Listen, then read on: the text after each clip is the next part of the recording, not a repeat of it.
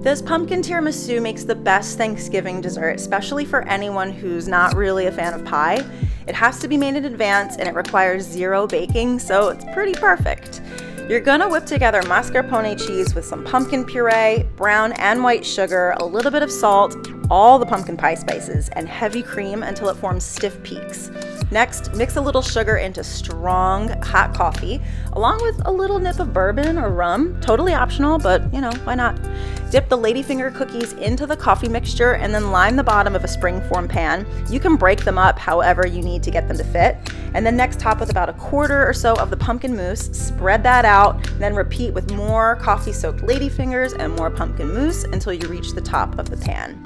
Then all you have to do is wrap it up and refrigerate to let it get nice and firm. I like to do this overnight.